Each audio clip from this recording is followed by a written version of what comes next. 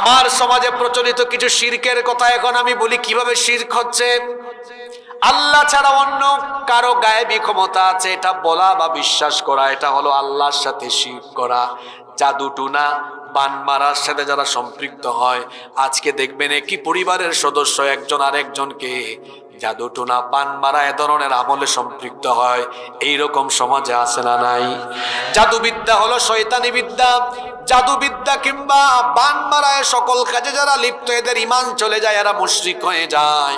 আবার অনেক এলাকায় আছে জ্যোতিষীর কাছে, গণকের কাছে অনেকে হাত দেখায়। বিশেষ করে মহিলারা এই ক্ষেত্রে অনেকে গিয়ে জ্যোতিষীর কাছে যায়, গণকের কাছে যায়। যারা জ্যোতিষীর কাছে যায়, গণকের কাছে যায়, এদের কথা যারা বিশ্বাস করে, এদের ঈমান থাকে না, এরা মুশরিক হয়ে যায়। তারপরে অনেকে আছে মাজার ধোয়া পানি পান করে, মাজারের পানিকে বরকতময় মনে করে, মাজারের মাটিকে বরকতময় মনে করে তাবিজ ঝুলায় লটকায় রাখে। অনেকে আছে মাজারে গিয়ে সাজদা দেয়, জীবিত পীর বা মৃত পীরকে সাজদা দেয়, মাজার তওয়াফ করে। এগুলো সব হলো শিরকি কাজ। আল্লাহ যেটা করতে পারেন, আল্লাহ যেটা দিতে পারেন, সেটা অন্য কেউ করতে পারে বা দিতে পারে এমনটা বিশ্বাস করা হলো আল্লাহর সাথে শিরক করা। আজ এই শিরক শুধু ব্যক্তি কেন্দ্রিক নয়, ব্যক্তি থেকে শুরু হয়ে পরিবার, পরিবার থেকে সমাজ, এমনকি রাষ্ট্রের সর্বোচ্চ লেভেলে আজকে শিরক ঢুকে গিয়েছে। রাষ্ট্রীয় পর্যায়ে আজকে শিরক হচ্ছে এবং জনগণকেও শিরকের মধ্যে বাধ্য করে দেওয়া হয়েছে কৌশলগতভাবে। শুনতেছেন আপনারা? আজকে রাষ্ট্রীয় পর্যায়ে, আপনার দেশের রাষ্ট্রীয় পর্যায়ে শিরক হয়। আর শিরকু ফিল ইবাদাহ, আল্লাহর ইবাদতের ক্ষেত্রে শিরক হচ্ছে। কিভাবে? আচ্ছা, হালাল হারামের ইখতিয়ার পৃথিবীর মানুষের না আল্লাহর? জুড়ে বলেন কার? আল্লাহ করে দিয়েছেন হালাল।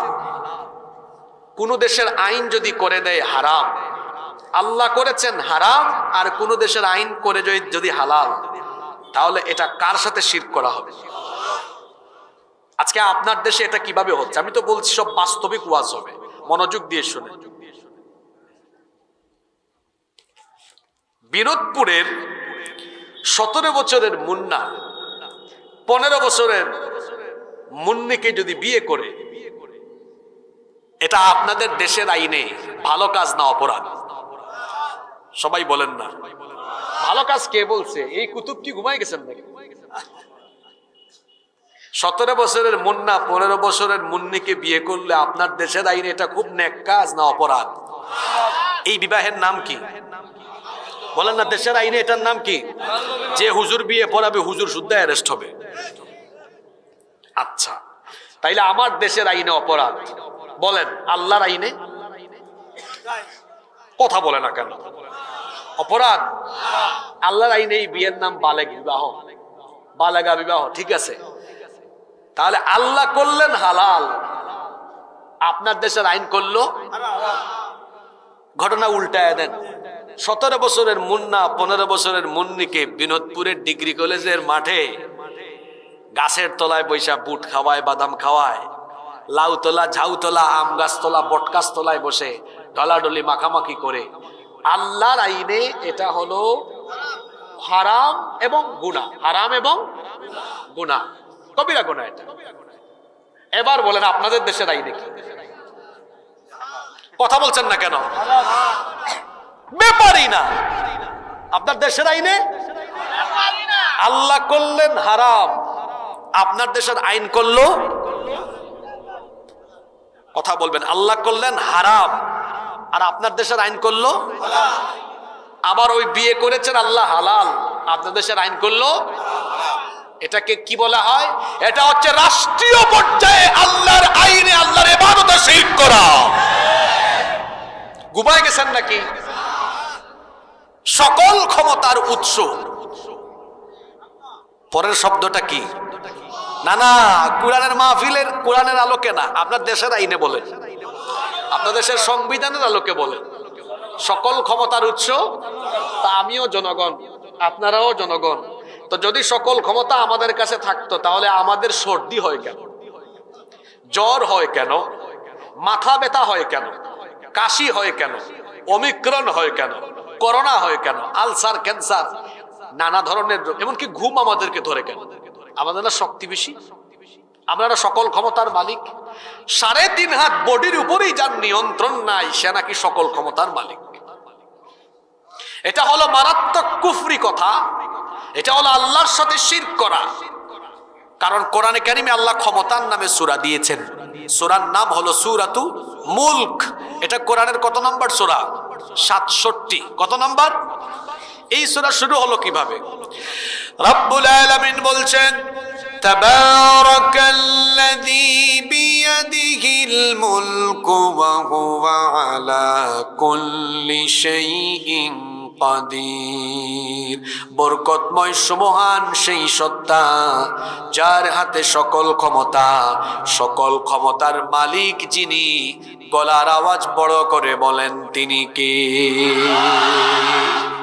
সব ক্ষমতার মালিক হলেন।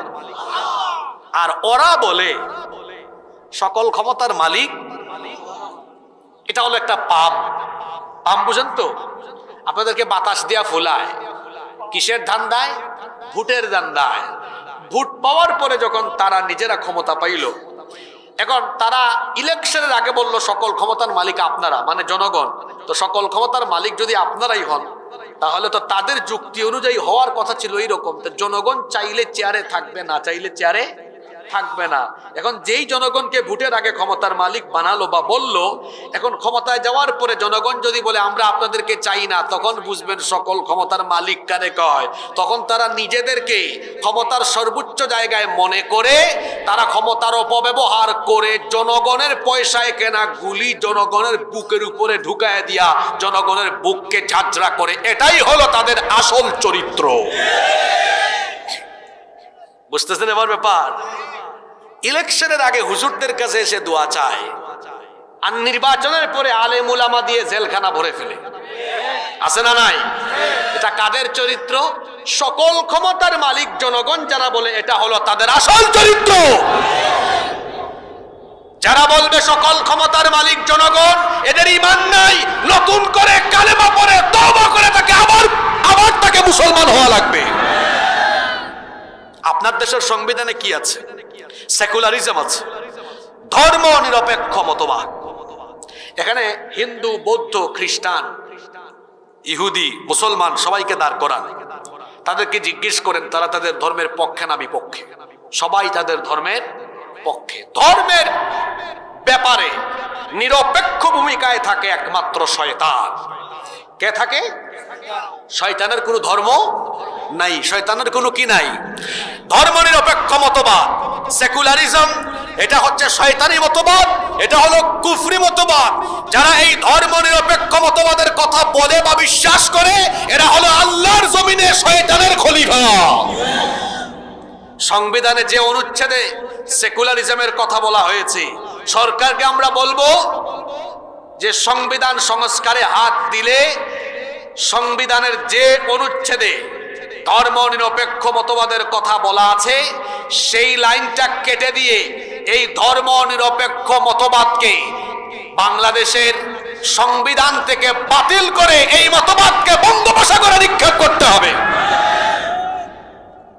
তাহলে বোঝা গেল শিরক এটা ব্যক্তি থেকে শুরু হয়ে রাষ্ট্র পর্যন্ত আমার দেশে আছে না নাই?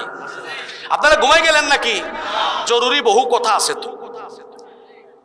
এবার আসেন, মাঝে মাঝে শয়তান খুঁচাই খুঁচাই কাদেরকে তুলে এখান থেকে? ক্লাসের ভালো ছাত্র কি ক্লাস শেষ হওয়ার আগে উঠে? জোরে বলেন। ক্লাসের ভালো ছাত্র ক্লাস শেষ হওয়ার আগে কখনো উঠে না। উঠে কারা? ফেল করা ছাত্র। কারা উঠে? তা আপনারা কি ফেল করা ছাত্র হতে চান নাকি? আমরা এখানে বসেছি, আমরা আল্লাহর কোরআন শুনতে বসেছি। আমরা পরিপূর্ণ শেষ করে তারপর এখান থেকে উঠব ইনশাআল্লাহ। 2 নাম্বার মারাত্মক কবিরা গুনাহ, ফরজ নামাজ ত্যাগ করা। ফরজ নামাজ কি করা? এইরকম কবিরা গুনাহ অবশ্য আমাদের মাগুরা মোহাম্মদপুরে নাই।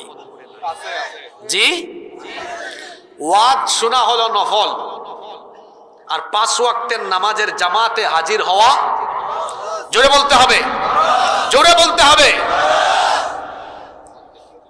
আপনি তো নফলে খুব এগিয়ে গো, আর ফরজে আপনারে পাওয়াই যায় না।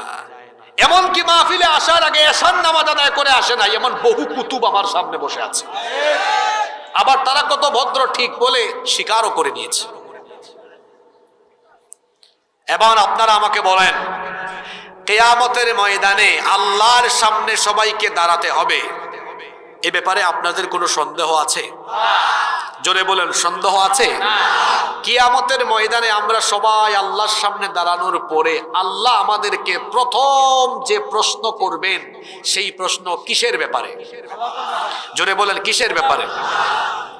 বুখারী শরীফের হাদিস, আল্লাহর নবী বলেছেন, ইন্না আউওয়ালা মা ইউহাসাবু বিহিল আবদু ইয়াউমাল কিয়ামাতি মিন আমালিহি সালাতি, নিশ্চয় আল্লাহ কিয়ামতের ময়দানে তোমাদের কাছ থেকে প্রথম যে আমল সম্পর্কে জানতে চাইবেন, প্রথম যে আমলের হিসেব চাইবেন, সেটা হলো বান্দা তুমি নামাজ ঠিকঠাক মতো আদায় করেছো কিনা। প্রথম প্রশ্ন। আপনি যদি পৃথিবীতে বেনামাজি হন, তাহলে প্রথম প্রশ্নে আপনি উত্তীর্ণ না অনুত্তীর্ণ? অনুত্তীর্ণ হয়ে গেলেন। আহা, নামাজের কোনো খবর নাই। শয়তান কোন সময় হাসে আর কোন সময় কাঁদে, আল্লাহর নবী আমাদেরকে পরিষ্কার ভাষায় জানিয়ে দিয়েছেন। বান্দা যখন সাজদা দেয়, ইআতাযালাশ শাইতানু ফায়াবকি, হাদিসে এসেছে নবীজি বলেছেন, ইআতাযালাশ শাইতানু ফায়াবকি, বান্দা যখন সাজদা দেয়, বান্দার সাজদা দেখে শয়তান দুঃখে যন্ত্রণায় কষ্টে তখন এক পাশে গিয়ে কান্না আরম্ভ করে কাঁদতে থাকে। আর যখন কোনো ব্যক্তি নামাজে না গিয়ে দুনিয়াবি কাজে ব্যস্ত থাকে, শয়তান তখন হাসতে থাকে, আনন্দে মাতোয়ারা হয়ে ওঠে। এখন আপনারা আমাকে বলেন তো দেখি, হাদিসটা তো মনোযোগ দিয়ে শুনলেন, পুনরাবৃত্তি করি কথাটা, আবারও বলি। যখন কোনো ব্যক্তি নামাজে আল্লাহকে সাজদা দেয়, শয়তান তখন ব্যথায় কষ্টে যন্ত্রণায় তখন কাঁদতে থাকে। আর বান্দা যখন নামাজ আদায় না করে দুনিয়ার কাজে ব্যস্ত থাকে, শয়তান আনন্দে আত্মহারা হয়ে তখন হাসতে থাকে। এখন আমাকে বলেন তো দেখি, প্রত্যেক দিন 5 বার নামাজ আদায় না করে আমরা কি শয়তানকে খুশি করব না আদায় করে আল্লাহকে খুশি করব? সবাই এবার বীর পুরুষের মতো জবাব দেন দেখি। 5 ওয়াক্ত যারা নামাজ ছেড়ে দেয় তারা খুশি করে কাকে? আর 5 ওয়াক্ত যারা নামাজে যায় তারা খুশি করে কাকে? এবার দেখি বলেন, আপনারা প্রতিদিন খুশি করবেন কারে? ঠিকঠাক বলছেন তো, নাকি আবেগের চোটে বলে ফেলছেন? তাহলে আজকে 5 বার আপনি কারে খুশি করেন? আমাকে জবাব দিয়েন না, দরকার নাই, চুপচাপ থাকেন।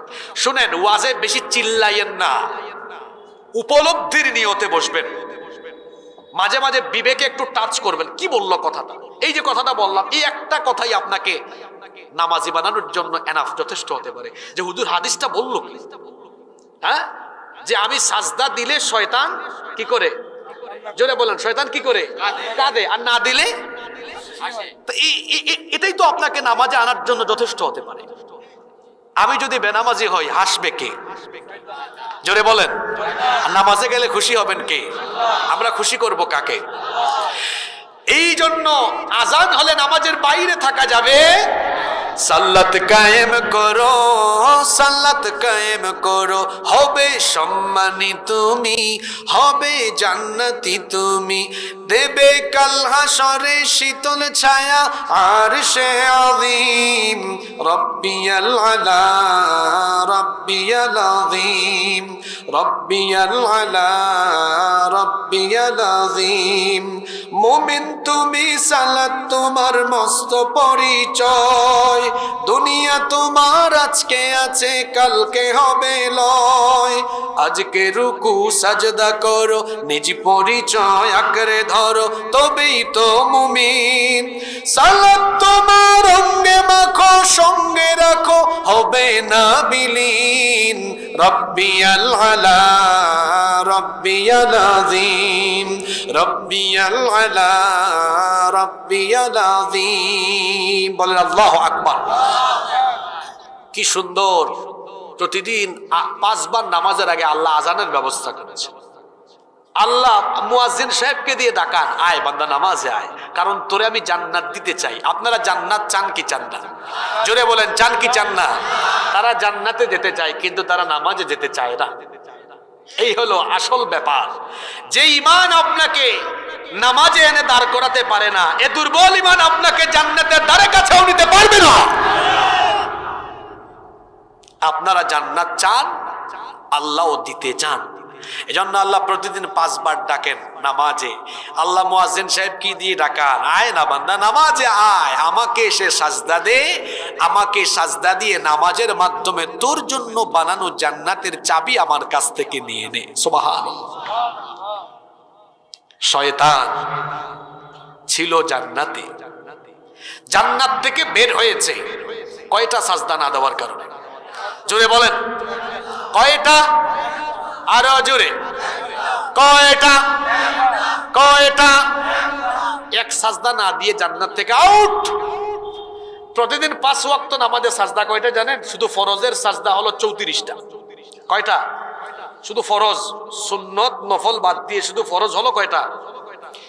ইন্না লিল্লাহি ওয়া ইন্না ইলাইহি রাজিউন। একটা সাজদা না দিয়ে ইবলিস আউট। আর ডেইলি আমার 5 ওয়াক্ত ফরজের সাজদার সংখ্যা হলো কয়টা? জোরে বলেন, কয়টা? এক সাজদা না দিয়ে যদি ইবলিস জাহান্নামী হয়, তো আমার 34টা ফরজ সাজদা না দিয়ে আমার কি অবস্থা হবে কখনো ভেবে দেখেছেন, চিন্তা করেছেন?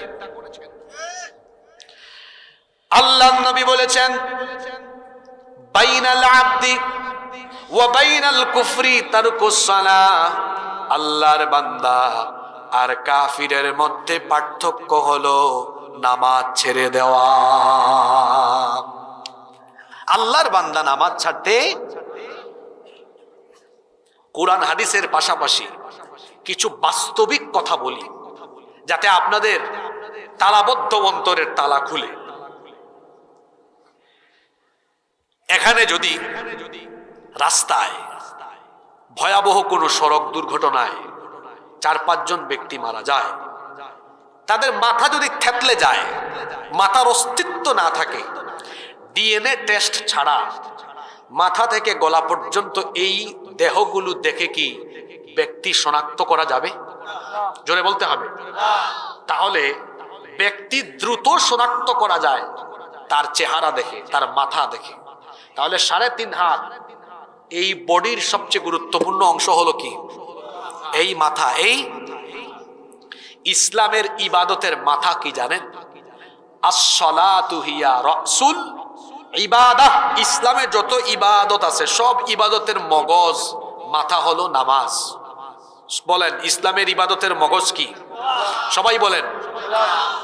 মাথা ছাড়া যেমন রাস্তায় পড়ে থাকা 5টি লাশের পরিচয় পাওয়া যায় না, তেমনি ইসলামের গুরুত্বপূর্ণ ইবাদত নামাজ বাদ দিয়ে ওয়াজ মাহফিলে আসে, ওয়াজ মাহফিলে বক্তা বক্তৃতা করে, শ্রোতা ওয়াজ শুনে, সভাপতি, সেক্রেটারি, এরপরে আয়োজক কমিটি, স্বেচ্ছাসেবকও যারা হয়েছে, ইসলামের ইবাদতের মগজ নামাজ বাদ দিয়ে যত ইবাদতই করুক না কেন, মাথা ছাড়া যেমন মানুষের পরিচয় পাওয়া যায় না, নামাজ ছাড়াও মুসলমানের আসল পরিচয় পাওয়া যায় না।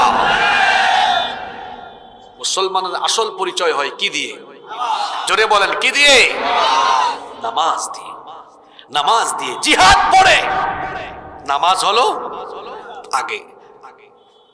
এজন্য তো বলা হয়, মান আকামাস সালাতা ফাকাদ আকামাদ-দ্বীন। যে ব্যক্তি নামাজ কায়েম করলো সে যেন দ্বীন কায়েম করলো। সুবহানাল্লাহ। এটা কেমন ইবাদত? লা সালাতা লিমান লা দীনা লাহু। যার মধ্যে নামাজ নাই তার মধ্যে ঈমানই কি নাই?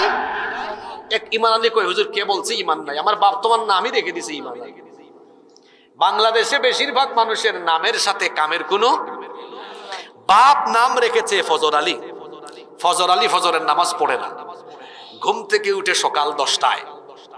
বাবা নাম রেখেছে জোহর আলী। জোহর আলীর ঘুম ভাঙে না, কিংবা সে জোহর আলী অন্যান্য কাজে ব্যস্ত থাকে, জোহর পড়ে না। বাবা নাম রেখেছে রমজান আলী। রমজান আলী রমজান মাসে দুপুরবেলা গাঞ্জা টানে। বাবা নাম রেখেছে কুরবান আলী, সামর্থ্য আছে, কিপটা বেটা কুরবানি দেয় না। বাপ নাম রেখেছে ঈমান আলী। ইমান আলী হজ করে 2-3 বার নামের আগে হাজি না আলহাজ লাগিয়ে দিয়েছে, অথচ ইমান আলীর বাস্তব জীবন হলো সুদ ঘুষ। এমন কোনো হারাম নাই যে হারামের সাথে সম্পৃক্ত নাই। ইমান আলীর নাম ইমান আলী হলেও তার এই সব কর্মযজ্ঞের কারণে, অপকর্মের কারণে আল্লাহর খাতায় সে ইমানদার নয়, সে বেঈমান, সে মুনাফিক। যে ব্যক্তি নামাজ আদায় করে না তার পরিচয় আর মুসলমান থাকতে পারে? আমরা মুমিন হয়ে মরতে চাই, মুমিন হয়ে মরতে চাই। আল্লাহর সামনে যেদিন দাঁড়াবো, প্রথম প্রশ্ন যদি আল্লাহ করেন নামাজ পড়েছো কিনা, আমরা যাতে বলতে পারি আল্লাহ নামাজে হয়তো আমার ভুল ভ্রান্তি থাকতে পারে, আদায় করতে গিয়ে হয়তো কিছু গাফলতি, কিছু ভুল থাকতে পারে, কিন্তু আল্লাহ আমি তোমার এমন বান্দা, আমি কখনো নামাজ ছেড়ে থাকি নাই। আল্লাহু আকবার।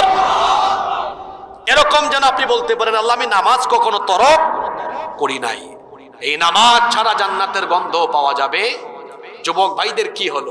তাদেরকে নামাজে পাওয়া যায় না। ও আমার যুবক ভাইয়েরা, এই যৌবন কাল হলো আল্লাহকে বেশি বেশি সাজদা দেওয়ার বয়স। কারণ বুড়া কালে মেরুদণ্ড ব্যথা থাকতে পারে, কোমরে ব্যথা থাকতে পারে, রুকু সাজদা ঠিকঠাক মতো হয়তো নাও দিতে পারেন। যৌবন কালের সিজদা এত দামি, যদি মাগুরার যুবক ছেলেরা এই যৌবন কাল আল্লাহর ইবাদতে বিলীন করতে পারে, আল্লাহ হাসরের মাঠে বলবেন মাগুরা মোহাম্মদপুরের 18, 20, 22, 25, 30 বছরের ওই যুবক ছেলেগুলা কোথায়, যারা আজান হলে মসজিদে দিত? ফেরেশতারা বলবে আল্লাহ এদেরকে দিয়ে আপনি কি করবেন? আল্লাহ বলবেন কি করব জানা না, তার গোটা যৌবনকাল সে আমারে দিয়ে দিল।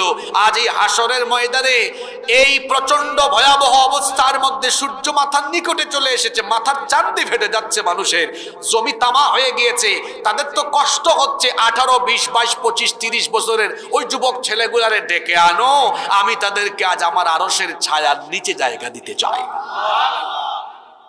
মোহাম্মদপুরের, আমার কি সুন্দর নাম আপনাদের এলাকার, মোহাম্মদপুর। মোহাম্মদপুরের যুবক ভাইয়েরা কি মুহাম্মাদুর রাসূলুল্লাহ সাল্লাল্লাহু আলাইহি ওয়াসাল্লামের খাঁটি উম্মত হয়ে 5 ওয়াক্ত নামাজের আমল তাদের জীবনে নিশ্চিত করতে পারবে না? পারবে কিনা? আজ থেকে ফরজ নামাজ জীবনেও আর কাজা করব না, এই ওয়াদা কি আল্লাহর সাথে করা যায়? কারা কারা রাজি? দু হাত তুলে আল্লাহর দেখা। আল্লাহ সবাইকে কবুল করেন। হাতগুলো নামান। কষ্ট হচ্ছে আপনাদের?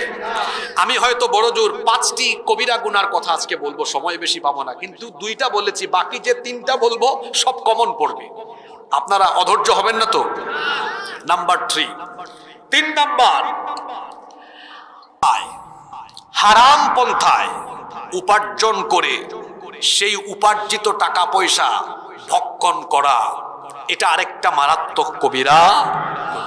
আমার সমাজে অবৈধ পন্থায় উপার্জন করে এমন মানুষ আছে না নাই? কিরকম? সুদ খাচ্ছে। আচ্ছা সুদ এটা সগীরা গুনাহ না কবিরা গুনাহ?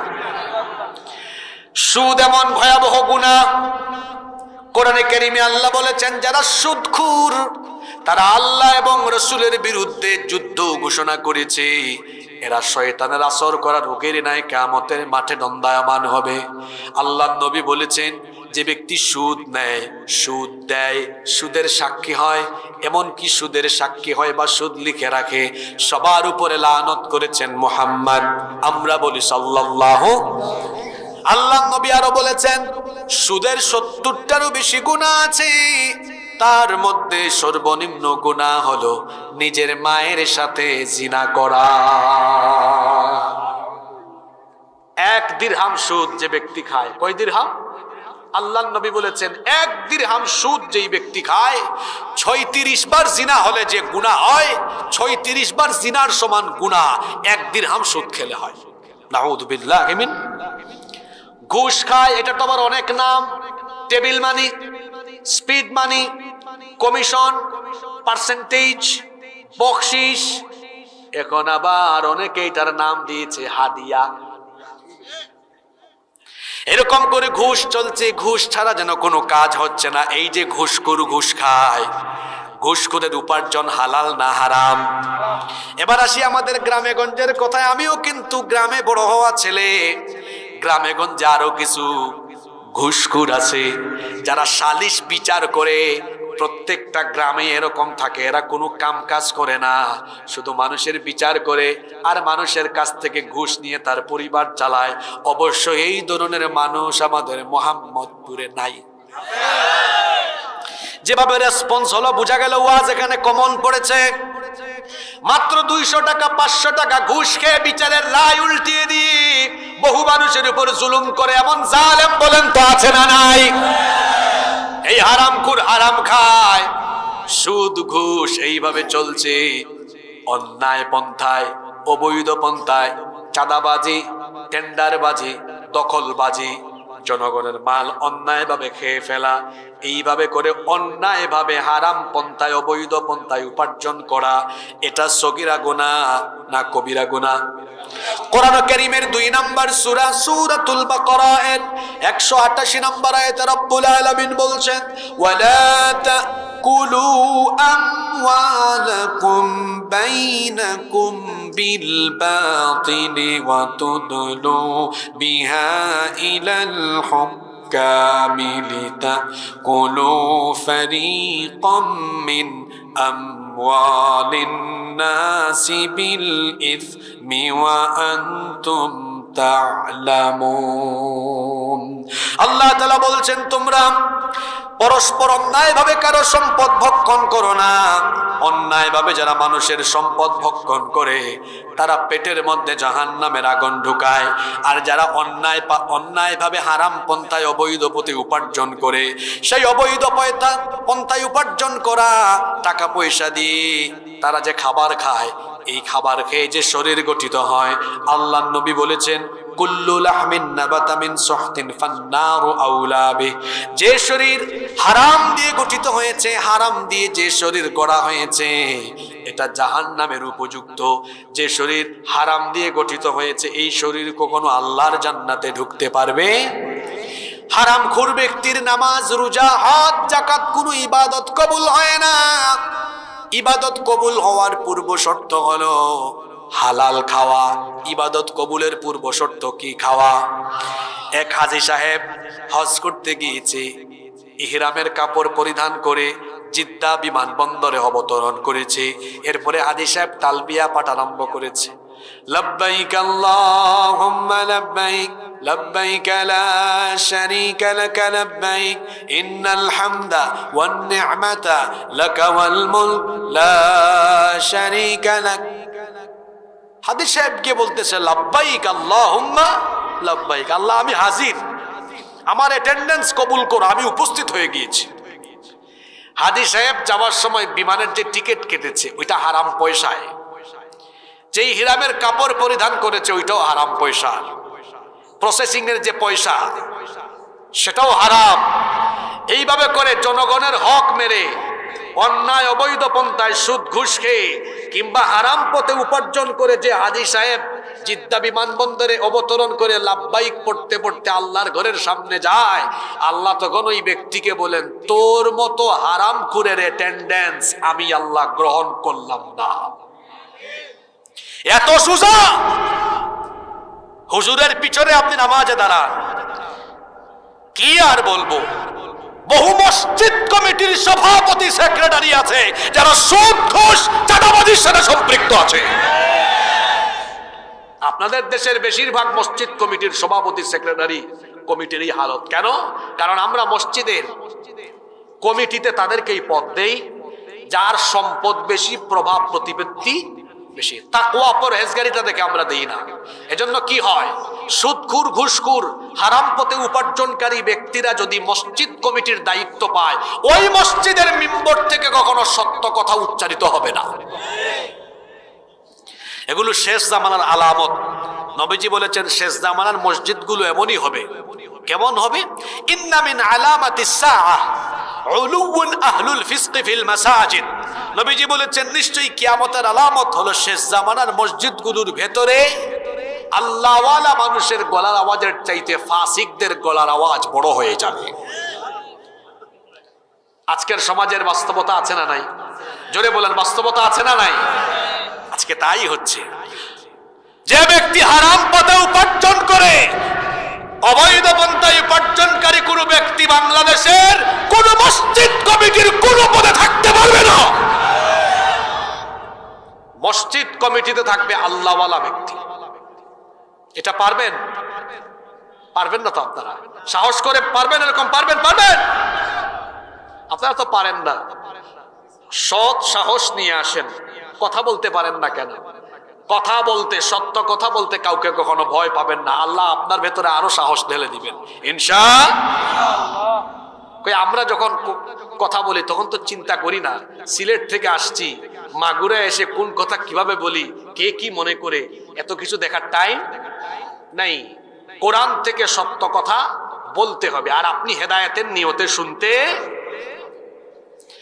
তাহলে 3 নম্বর গুরুত্বপূর্ণ পয়েন্ট, হারামখোর যে হারাম পন্থায় উপার্জন করে খায় সে কবিরা গুনাহ করে, আর তার কোনো ইবাদত আল্লাহর দরবারে কবুল। আজকে মনে হয় মহিলারা মাহফিলে এসেছেন, অনেক মহিলারা আছেন যাদের অতিরিক্ত পীড়াপিড়ির কারণে তার হাজবেন্ড অনেক সময় হারাম পথে যেতে বাধ্য হয়। কিরকম? ওই যে চাহিদা বেশি। কি গো, তোমার সাথে তোমার সমবয়সী, তোমার অমুক ফ্রেন্ড, তার গাড়ি বাড়ি এটা ওইটা অনেক কিছু হয়ে গেছে, তোমার হয় না কেন? লোকটার তো হয় না, সে ভালো মানুষ, হারাম পথে উপার্জন করে না। এখন বউয়ের চাপ খাইতে খাইতে বউয়ের চাহিদা মেটানোর জন্য অবশেষে লোকটা হারাম পথে উপার্জন আরম্ভ করে দিল। এরকম হয় কি হয় না? আমি আমার বোনদেরকে অনুরোধ করব, আপনি আপনার স্বামীকে, আপনি আপনার পরিবারের সদস্যদেরকে বুঝাবেন, শোনো আমাদেরকে যেটা খাওয়াচ্ছ এখানে যেন হারাম না ঢোকে, খবরদার, নইলে তুমিও জাহান্নামে যাবে, আমরাও জাহান্নামে যাব। পৃথিবীতে হালাল খাওয়া একটা চ্যালেঞ্জের ব্যাপার। হালাল খাওয়া কিসের ব্যাপার? চাকরি করলেও চ্যালেঞ্জ, ব্যবসা করলেও। রাগ করবেন না তো? মনে করেন আমি নিজেও একজন শিক্ষক, আমার প্রতিষ্ঠান আছে, আমি যদি আমার প্রতিষ্ঠানে আমার শিক্ষার্থীর হক আদায় না করে আমি যদি ওই প্রতিষ্ঠানের বেতন খাই, হারাম হবে কিনা? জোরে বলেন, হারাম হবে কিনা? অনেক শিক্ষক আছেন ছাত্রছাত্রীদেরকে ঠিক মতো পড়ান না, ক্লাসের টাইমে ফাঁকিবাজি করেন, সরকার তাকে বেতন দেয়। আসে না এরকম? বহু এমপিওভুক্ত প্রতিষ্ঠানে এগুলো। আমি নিজে ছাত্র ছিলাম, আমি স্কুলে পড়েছি, মাদ্রাসায় পড়েছি, ইউনিভার্সিটিতে পড়েছি, আবার অনেক আল্লাহওয়ালা শিক্ষক আমরা ছাত্র জীবনে পেয়েছি। সুবহানাল্লাহ, ক্লাসের টাইমে কিংবা ক্লাসের টাইমের 1-2 মিনিট আগে হাজির। অনেক স্যারকে দেখেছি ইউনিভার্সিটিতে 10 মিনিট আগে হাজির। জিজ্ঞেস করতাম, স্যার আরো 10 মিনিট বাকি আছে তো, এত আগে চলে আসলেন কেন? স্যার বললেন, সময় সচেতনতার কারণে চলে এসেছি, কারণ তোমাদের 1টা মিনিট যদি নষ্ট হয় আমি তো কিয়ামতের ময়দানে আল্লাহর সামনে আসামি হয়ে যাব। চিন্তা করেছে? আবার অনেকে আছে দিনের পর দিন ইউনিভার্সিটিতেই আসে না, নোটিশ লটকায় রেখেছে, তোমাদের 2-3 দিন ক্লাস নিতে পারবো না। বিশ্ববিদ্যালয়গুলো স্বায়ত্তশাসিত তো, এরকম হয়। তারপরে যে কোনো প্রতিষ্ঠানে আপনি জব করেন, ব্যবসায়িক প্রতিষ্ঠান, ফাঁকিবাজি করেন, বেতন খাচ্ছেন, ওইখানে ছিল আপনার চাকরিটা হালাল ছিল, কিন্তু আপনার গাফলতির কারণে কি ঢুকে গেল? কথা বলছেন না কেন? আমি যে কথাগুলো বলতেছি এগুলো কি বাস্তব না অবাস্তব কথা? এগুলো আপনি কোনো প্রতিষ্ঠানে জব করেন, আপনার মালিক যিনি আছেন তাকে ফাঁকি দিয়ে আপনি ডিউটি পরিপূর্ণভাবে পালন করেন না। আপনার চাকরিটা ছিল হালাল, চাকরিটা ছিল হালাল, কিন্তু ফাঁকিবাজি করে আপনি এটাকে নিজে কি বানিয়ে ফেললেন? উপার্জন হারাম বানিয়ে ফেললেন। ব্যবসা করেন, আপনি পণ্যে 2 নাম্বারই ভেজাল ঢুকায় দিলেন, 2 নাম্বার মাল 1 নাম্বার মাল বলে চালায় দিলেন, বি গ্রেডের মাল এ গ্রেডের মাল বলে চালিয়ে দিলেন। এরকম ব্যবসায়ী তো আমার বাংলাদেশে নাই। জি, আবার কই কি জানেন? কয় ভাই কিনা দামে আপনারা দিয়ে দিলাম, জান। ও মা গো, কিনা দামে দিয়ে দিয়েছে তো দোকান ভাড়া আর আপনার এই যে ডেকোরেশন খরচ, এগুলো সে আমার বাপ এসে দিয়ে যাবে নাকি? আমি শেষ করি আগে। এটা একটা মারাত্মক ধোঁকা। আসলে কেনা দামে দেয় না, লাভ করেই দেয়। এই যে সে মিথ্যা কথা বললো, মিথ্যা বলে ব্যবসা করলো, ব্যবসা ছিল হালাল, কিন্তু মিথ্যা বা প্রতারণার আশ্রয় নিয়ে তার হালাল উপার্জনকে বানিয়ে ফেললো হারাম। নবীজি বলেছেন, মান গাশশা ফালাইসা মিন্না, যে ব্যবসা বাণিজ্যে ধোঁকাবাজি করে সে আমার উম্মত। পচা মাছ এর উপরে রাখছে ভালো মাছ, কয় তরতাজা মাছ নিয়ে যা। 2 নম্বরই করে কি করে না, তারপর ওজনে কম দেয়, ওজনে কম দেয়। 1 কেজি মাল দিতে যাইয়া 980 গ্রাম, 990 গ্রাম দেয়। ছিল ব্যবসা হালাল, কিন্তু ছলছাতুরের আশ্রয় নিয়ে বানিয়ে ফেললো হারাম খাওয়া। এটা এত বড় কবিরা গুনাহ যে এটা করার কারণে আপনার ইবাদত বন্দেগী সব আপনি নিজের হাতে নষ্ট করে ফেললেন। আজকে এই গুনাহ আমার সমাজে আছে না নাই? ব্যবসায়, চাকরি বাকরিতে সচেতন থাকতে হবে। আর যদি জনপ্রতিনিধি হন কিংবা রাষ্ট্র পরিচালনার দায়িত্ব পান, রাষ্ট্র পরিচালনার দায়িত্ব পেয়ে আল্লাহওয়ালা মানুষ খুশি হয় না, তার টেনশন বাড়ে। আরে জাহান্নামের পথ আমার জন্য এখন আরো সহজ হয়ে গেল। একটু গাফেল হয়ে গেলেই খবর আছে না নাই? জোরে বলেন। সরকারের গাড়ি দেওয়া হয়েছে সরকারি কাজে ব্যবহারের জন্য, আপনি ব্যবহার করছেন আপনার 14 গোষ্ঠীর কাছে। এমন কুতুব বাংলাদেশে নাই তো? আমি নিজের চোখে দিয়েছি, দেখেছি। উপজেলা পরিষদের চেয়ারম্যানকে দেওয়া হয়েছে উপজেলা চেয়ারম্যানের গাড়ি পরিষদের কাজে, সরকারি কাজে ব্যবহারের জন্য। সে তার বউ বাচ্চা 14 গোষ্ঠী, এমনকি তার পুরা গ্রামের মানুষকে ব্যবহার করায় পাবলিক বাস বানিয়েছে। এটাকে আছে না নাই? ওমর ইবনুল খাত্তাব রাদিয়াল্লাহু আনহু অর্ধ দুনিয়ার শাসনকর্তা ছিলেন। একদিন তিনি তার ঘরে মোমবাতি জ্বালিয়ে কাজ করতেছেন। সেই জামানায় তো এরকম ইলেকট্রিক্যাল লাইট ছিল না, তিনি মোমবাতির আলো জ্বালিয়ে কাজ করতেছেন। এমন সময় তার কিছু আত্মীয় স্বজন দরজায় এসে নক করলেন, আমিরুল মুমিনিন, আমরা ভিতরে আসবো, কিছু কথা আছে। বলেন, থামো থামো, একটু থামো। থামিয়ে দিয়ে তিনি তার সামনে থাকা মোমবাতির আগুন ফু দিয়ে নিভিয়ে দিলেন। নতুন আরেকটি মোমবাতিতে আগুন ধরালেন। এরপরে বললেন, এবার তোমরা ভেতরে ঢুকো। ভেতরে এসে এরা কিউরিসিটি নিয়ে জানতে চাইলেন, আমিরুল মুমিনিন, আপনার সামনে মোমবাতিতে আগুন ধরানো ছিল, সেটা ফু দিয়ে নিভিয়ে নতুন করে আরেকটিতে আগুন ধরালেন কেন? তিনি তখন বললেন, শোনো, তোমরা আসার আগ পর্যন্ত আমি রাষ্ট্রের টাকায়, জনগণের টাকায় কেনা মোমবাতির আগুন জ্বালিয়ে জনগণের কল্যাণে, রাষ্ট্রের জন্য আমি কিছু কাজ করছিলাম। তোমরা যখন আমার কাছে আসার জন্য অনুমতি চাইলে, চিন্তা করলাম জনগণের টাকায় কেনা মোমবাতির আগুন জ্বালিয়ে তোমাদের সাথে যদি ব্যক্তিগত কথা বলি, তাহলে জনগণের আমানতের খেয়ানত হবে, রাষ্ট্রের দায়িত্বে আমার অবহেলা হয়ে যাবে। কিয়ামতের ময়দানে আসামি হয়ে আল্লাহর সামনে দাঁড়ানো লাগবে। এই ভয় যখন অন্তরে আসলো, তোমাদেরকে দরজায় অপেক্ষমান রেখে জনগণের পয়সায় কেনা মোমবাতির আগুন ফু দিয়ে নিভিয়ে নিজের টাকায় কেনা মোমবাতির আগুন জ্বালিয়ে তোমাদের সাথে এখন কথা বলছি। আর আমার দেশে কি হয়? আঙ্গুল ফুলে, জোরে বলেন, আঙ্গুল ফুলে জনগণের ঘাড়ে ঋণের যে পরিমাণ বোঝা চাপিয়ে দেওয়া হয়েছে, তার চাইতে বেশি পরিমাণ সম্পদ চুরি করে বিদেশে পাচার করা হয়েছে। আহা, এজন্য তো আমি বলি, আমার দেশে সম্পদের কোনো অভাব নাই, শুধু ভালো মানুষের অভাব। কিসের অভাব? এই বাংলাদেশে স্বাধীনতার পর আজকে 54 বছর হয়ে গেল। বিভিন্ন সময়ে বাংলাদেশকে বদলে দেওয়ার কথা বলে আমাদেরকে কনভিন্স করে যারাই দায়িত্ব পেয়েছে, আমরা যুগের পর যুগ দেখে আসলাম, তারা বাংলাদেশকে বদলায়নি। তারা নিজেদের গেট আপ সেট আপ বদলিয়েছে।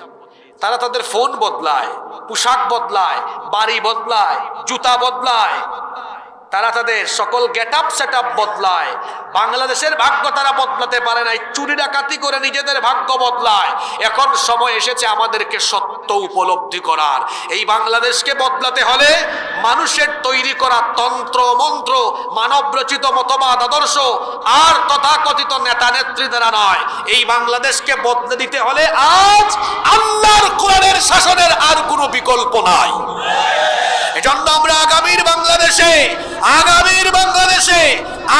বাংলাদেশে আমরা অন্য কোনো পথ মত আদর্শ নয়, আগামীর বাংলাদেশকে আমরা আল্লাহর কোরআনের আলোকে পরিচালনা দেখতে চাই। এজন্য আগামীর বাংলাদেশকে আমরা কোরআনওয়ালা লোকদের হাতে সুপর্দ করতে চাই।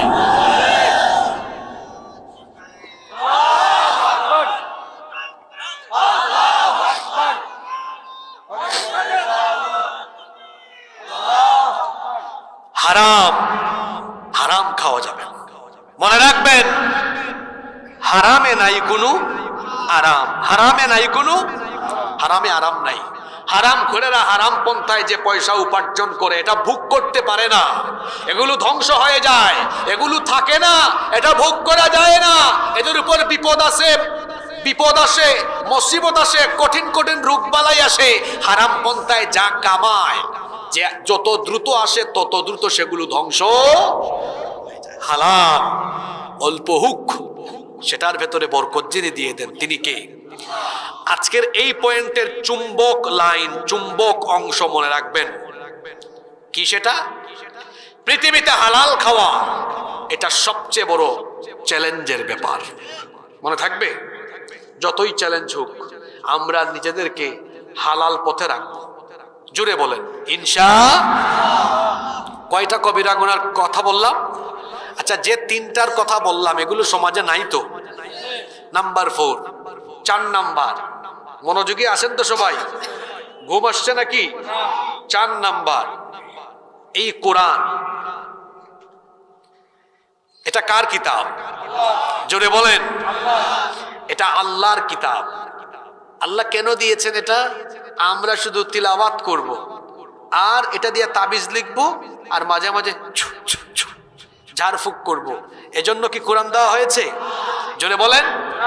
আমরা কিভাবে পৃথিবীতে চলবো, আমার ব্যক্তিগত জীবন, আমার পারিবারিক জীবন, আমার সমাজ, আমার দেশ, সব কিভাবে চলবে, সব কিছু কোরআনে কারিমে আছে না নাই? জোরে বলেন আছে না নাই? এটি পরিপূর্ণ, পূর্ণাঙ্গ, চূড়ান্ত সংবিধান। আমাদের জীবন পরিচালনার জন্য যা কিছু দরকার সব এই কোরআনে আছে না নাই? হুকুম, অর্ডার, হুকুম এবং অর্ডার পৃথিবীতে একমাত্র যার চলবে তিনি কে? ইনিল হুকমু ইল্লা লিল্লাহ। আল্লাহ ছাড়া অন্য কারো হুকুম চলবে? আপনাদের এলাকার মসজিদে, আমার দিকে তাকান, কথায় আছে শেষ ভালো যা সব ভালো, এই কথাগুলো শুনে যান। আমাদের মসজিদে যদি ইমাম সাহেব আগামী জুমাবারে বলেন, সম্মানিত মুসল্লি বৃন্দ, সম্মানিত কমিটি, দায়িত্বশীল বৃন্দ, আমাদের এই মসজিদ আল্লাহর আইনের ভিত্তিতে পরিচালিত হবে, এই কথা বললে কেউ কি বেজার হবেন? জুড়ে বলতে হবে, বেজার হবেন? সভাপতি সাহেব বলবেন, হুজুর আপনি ঠিক কথাই বলেছেন, আমাদের মসজিদ আল্লাহর আইনে পরিচালিত হোক, এটা আমি চাই। সেক্রেটারিও চায়, কোষাধ্যক্ষ, অন্যান্য দায়িত্বশীল এবং সকল মুসল্লি এটা চায়। এবার হুজুর যদি খুশি হয়ে পরবর্তী পয়েন্টে বলেন, মসজিদে যে আল্লাহর আইন চলবে, সেই আল্লাহর আইন সমাজে, রাষ্ট্রে চলবে। আল্লাহর আইনের ভিত্তিতে সমাজ এবং রাষ্ট্র চলুক, এটাই আল্লাহর হুকুম। একেবারে সত্য কথা বলেন। এই কথা বলার পরে কি মসজিদের সব মানুষ খুশি হবে? জোরে বলেন, খুশি হবে?